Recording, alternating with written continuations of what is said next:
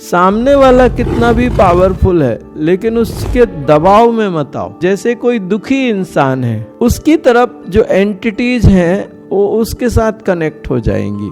कोई हंसता खेलता और खुशी से भरा इंसान है, उसकी फ्रिक्वेंसी ज्यादा रहती है, वो एंटिटीज उसमें मैनेज नहीं हो पाती, एडजस्ट नहीं हो पाएंगी, एनर्जी फील्ड क्रिएट होता है और उसमें वो नेगेटिव एनर्जी एंटर नहीं हो पाती। अगर ये साइंस है तो उसका साइंस का विज्ञान है, तो उस विज्ञान के उनसे पूछो ना कि बाबा ब्लैक कलर हम रखेंगे तो दूसरे की नेगेटिव एनर्जी आएगी ना, पूछो ना उससे, डिस्कस तो करो उससे। कि उसने बोल दिया गधेड़ो तो तुम पूरे पलट गए, फिर तुम्हारे व्यक्तित्व में क्या एक वजन क्या रह गया तुम्हारे व्यक्तित्व का? तुम्हारी सोच तो एकदम तुमने एकदम मतलब बिना पैंदी के लोटे के जैसे पलट गए एक सेकंड में, बिना कोई विचार करे, बिना कोई डिस्कस करे। डिस्कस करो ना फिर पलटो तुम। हाँ, ब्लैक कलर इसलिए मैं बोलता हूं क्योंकि आप किसी मंदिर में जाके तो साधना नहीं करोगे, बरोबर है? आप अपने घर में साधना करोगे और आपके घर में अगर बहुत ज्यादा नेगेटिविटी है, आपके घर में अगर एक कमरा मेडिटेशन का या एक सुरक्षित व्यवस्था मेडिटेशन की नहीं है, तो उस समय परिस्थिति क्या होगी? जो घर की नेगेटिव एनर्जी है वो आपकी आसन खींचेगी, बरोबर है। अब दूसरी व्यवस्था यह है कि आपके घर में एक मेडिटेशन रूम है या एक व्यवस्था है, घर में खुशहाली है, शांति है, सब कुछ इजी है, तो वहां पे पॉजिटिव एनर्जी है, तो वो भी वो आसन खींचेगी, राइट। अब दूसरी सिस्टम यह है कि जब आप अपनी साधना करते हो तो उस समय जब आपकी एनर्जी इतनी पॉजिटिव रहती है, उसकी वाइब्रेशनल फ्रिक्वेंसी इतनी रहती है कि नेगेटिव एनर्जी क्या आपके आसन की तरफ आएगी? नेगेटिव पॉजिटिव एनर्जी की तरफ अट्रैक्ट होती है और नेगेटिव एनर्जी की तरफ अट्रैक्ट होती है। जैसे कोई दुखी इंसान है, उसकी तरफ जो एंटिटीज हैं वो उसके साथ कनेक्ट हो जाएंगी।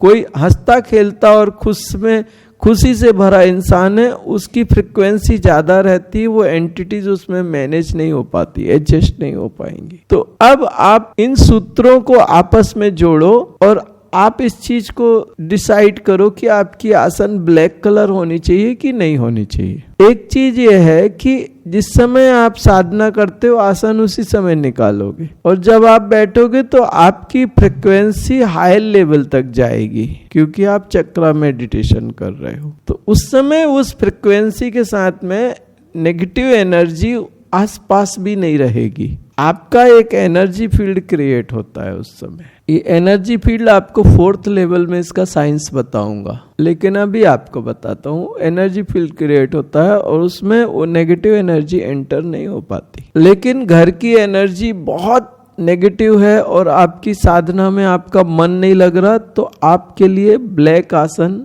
ठीक नहीं है। घर की एनर्जी बहुत नेगेटिव है और साधना में आप साधना नहीं कर पा रहे हो, आपका मन नहीं लगता, आप साधना करने बैठते हो और मन इधर उधर दुख और पीड़ा से भरा रहता है, तो आप अपने लिए एकदम ब्लैक आसन मत लीजिए। हाँ, समझ में आया? यहाँ पे कोई भी चीज ऐसी नहीं है कि जो आपको कह दिया जाए यही सही है और यही गलत है। आप किस व्यवस्था में हो, उस व्यवस्था में आपके लिए क्या उचित है, वो आपको सूत्रों के द्वारा एक गणित को आपको सूत्र लगा के और वो उसको सॉल्व करना पड़ेगा, क्योंकि उसकी व्यवस्थाएं आपकी व्यवस्थाओं से भिन्न है, अलग है। आप वो जो कर रहा है वो आप करोगे, जरूरी नहीं है कि वो सही हो या पूरा गलत हो या पूरा सही हो। आपकी व्यवस्थाएं क्या है वो समझो और उसके बाद में काम करो। तो अब आपको समझ में आया आपके आसन का कलर क्या होना चाहिए? किसी को डाउट है? हाँ, मंदिर में साधना करते हो आप,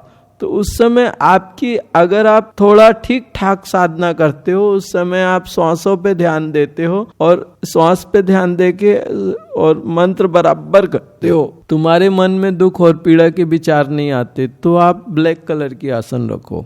नहीं आ सकती, पॉजिटिव ही खींचेगी वो, क्योंकि उसका एक अपना एनर्जी फील्ड होगा। अगर साधक अच्छा है और मन भी लग रहा है, गहरे में जा रहा है, उसकी सॉलिड अपनी एनर्जी फील्ड होगा और उस एनर्जी फील्ड में नेगेटिव नकारात्मक ऊर्जा एंटर ही नहीं करेगी। नहीं, वो समय वो एनर्जी जो रहती है ना, वो आसन और साधक, आप जिस आसन पे बैठे हो उसमें आपकी ऊर्जा भर जाती है और वो आसन पॉजिटिव हो जाता है। जितने आप पॉजिटिव हो, आपके एनर्जी फील्ड में वो आसन आता है, वो एकदम पॉजिटिव हो जाता है। वो किसी भी एनर्जी को, नेगेटिव एनर्जी को उठा के फेंक देता है वो। लेकिन अगर आप नेगेटिव हो तो आपकी नेगेटिविटी वो अपने अंदर खींच के रख लेगा और आजू बाजू की भी रख लेगा। समझ रहे हो? ये छोटी छोटी चीजें साधकों को साधना में सक्सेस नहीं होने देती।